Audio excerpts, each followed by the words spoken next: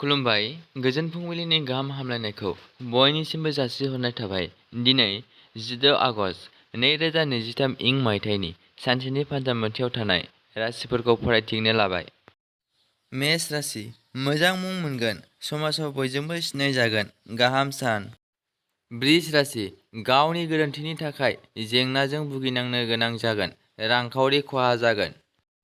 मिथुन राशि, रंजा बाजाजों सानखौ बारहोहरनो हागोन, नाजानायनि गोदै फिथाइ मोनफुंगोन, गाहाम सान। कर्कट राशि, गोसोनि साननायफोरा जाफुंगोन, थांखियाव सौहैनो हागोन, गोसोखौ गोजोन मोनगोन। सिंह राशि, खामानिया आद्रा जालांगोन, गुलुं गुजुं साननाय सोमजिगोन, आखाइनि खाबुफोरा गोमाफिननो हागौ। कन्या राशि, गोसोनि साननायखौ मोगथाङाव जाफुंहोनो हागोन, गोसोनि गोहो बोलोआ बांगोन, बहानिफ्रायबा मोजां खौरांबो फैनो हागौ, मोजां सान। तुला राशि, बिमा बिफानि गेजेराव अनलायनाय फैगोन, नखराव सुखु गोजोन जागोन, गाहाम सान। वृश्चिक राशि, सुथुर जोबस्रांगोन, बयजोंबो मोजां लोगोनि सोमोन्दो खालामनो हागोन, साना गाहामैनो बारलांगोन। धनु राशि, दुखु दाहाजों सानखौ बारहोनो गोनां जानो हागौ, साननायफोरा फैमाल थांगोन, जेंना नुजाथिगोन।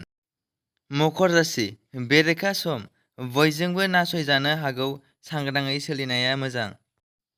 कुम्भ राशि, गोसो थोलायनायनि बान्दोआ गोरा जागोन, फोथायलायनाया बांगोन, गाहाम सान। मीन राशि, गोजोन गैयै जागोन, उसुखुथुजों साना बारलांगोन, गाज्रि सान। दिनैनि राशि फरायथिंनाया एसेनोसै। बेजों लोगोसेयैनो बुहुमनि साफ्रोमबो सुबुंफोरनि थाखाय दिनैनि साना गाहामैनो बारलांनो थाखाय आनान गसाइनियाव आरज गाबनाय थाबाय। गोजोन्थों।